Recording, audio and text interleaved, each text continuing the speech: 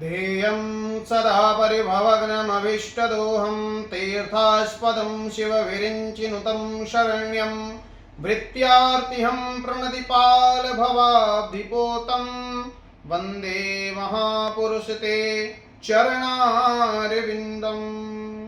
श्री राधे नमस्कार, हर हर महादेव। मैं आचार्य शिव मिश्रा आपके अपने YouTube चैनल ज्योतिष तथा कर्मकांड में आप सभी लोगों का हार्दिक स्वागत एवं अभिनंदन करता हूं।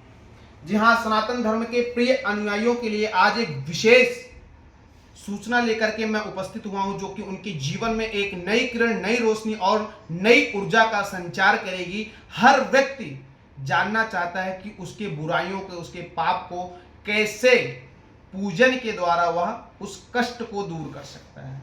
हम प्रतिदिन अपने घर में पूजन करते हैं, प्रातः हो, मध्याह्न वेला हो या सायं वेला हो।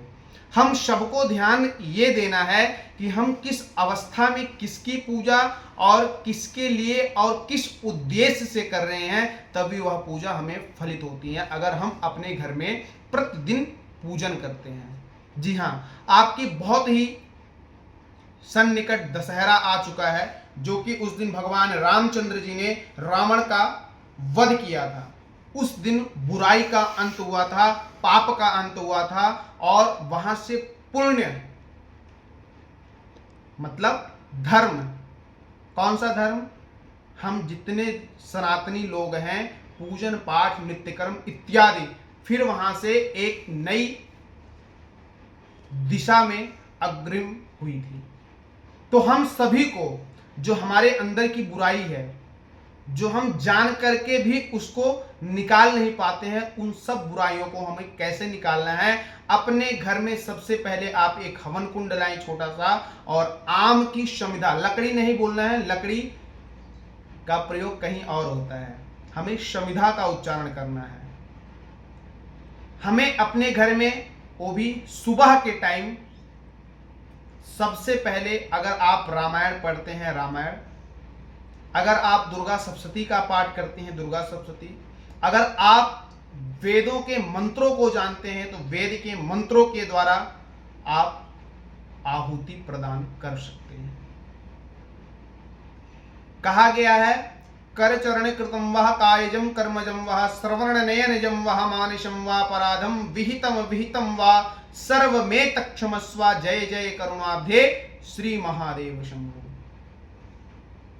इसका अर्थ यह होता है, यदि परमात्मा हमारे सुनने के मात्र से कोई गलती हुई हो तो हमें क्षमा करें, और अगर देखने के मात्र से, बोलने के मात्र से, हमारे शरीर के द्वारा अगर कोई पाप हुआ हो तो परमात्मा हमें अबोध अज्ञानी बालक समझ करके हमें क्षमा कर दें और हमें आगे सद्मार्ग का रास्ता दिखाएं।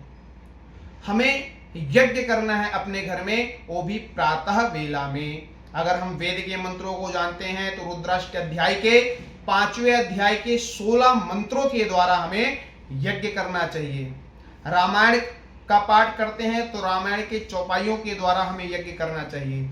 और अगर हम दुर्गा सप्तशती का पाठ करते हैं तो हमें दुर्गा सप्तशती के मंत्रों के द्वारा, श्लोकों के द्वारा हमें यज्ञ करना चाहिए। हमें पुण्य पवित्र फल मिलता है और समस्त पाप जो होने वाले होते हैं या जो हमसे हो चुका होता है या जो होने वाला होता है, उन सभी पापों का विनाश हो जाता है और हम समस्त ऐश्वर्य की प्राप्ति, हमें भगवत की कृपा होती है हमारे ऊपर। सदैव परमात्मा, कुल देवी और कुल देवता की कृपा हमारे घर में हो जाती है।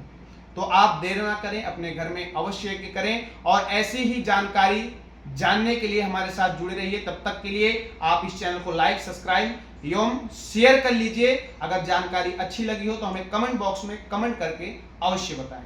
श्री राधे नमस्कार, हर हर महादेव।